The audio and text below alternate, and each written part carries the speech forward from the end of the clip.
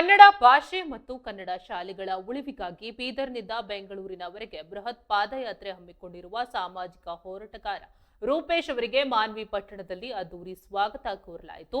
ರಾಯಚೂರು ಜಿಲ್ಲೆಯ ಮಾನ್ವಿ ಪಟ್ಟಣದ ಅಂಬೇಡ್ಕರ್ ವೃತ್ತದ ಬಳಿ ಪುರಸಭೆ ಮಾಜಿ ಸದಸ್ಯ ಶೇಖ್ ಫರೀದ್ ಉಮ್ರಿ ಅವರು ಹಾಗೂ ಬಳಗದವರಿಂದ ರೂಪೇಶ್ ಅವರಿಗೆ ಆರ್ಥಿಕ ಸ್ವಾಗತ ಲಭಿಸಿತು.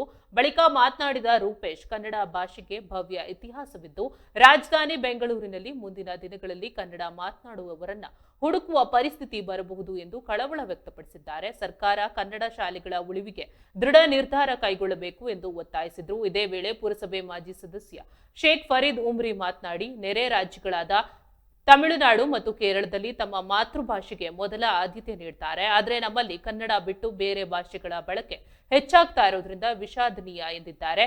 ರೂಪೇಶ್ ಅವರ ಈ ಪಾದಯಾತ್ರೆಗೆ ಎಲ್ಲಾ ಕನ್ನಡ ಪರ ಸಂಘಟನೆಗಳು ಬೆಂಬಲ ನೀಡಬೇಕೆಂದು ಕರೆ ನೀಡಿದ್ದಾರೆ.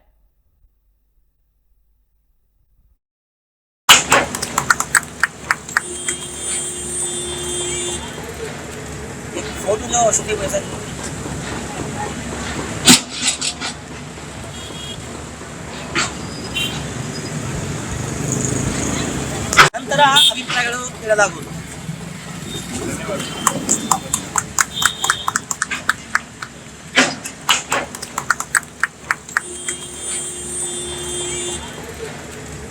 ಫೋಟೋನ ಸುದ್ದಿ ಬಯಸಲು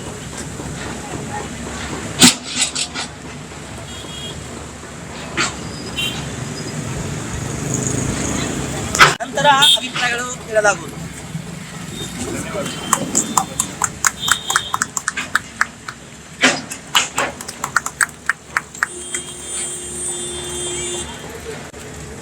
ಫೋಟೋನ ಸುದ್ದಿ ಬಯಸಲು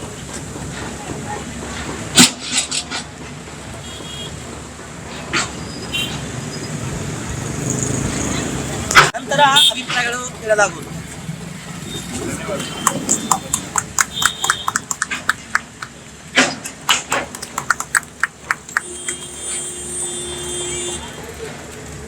ಫೋಟೋನ ಸುದ್ದಿ ಬಯಸಲು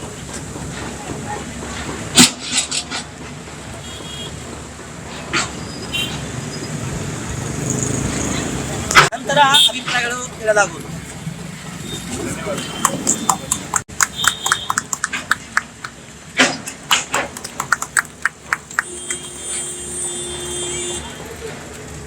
ಫೋಟೋನ ಸುದ್ದಿ ಬಯಸಲು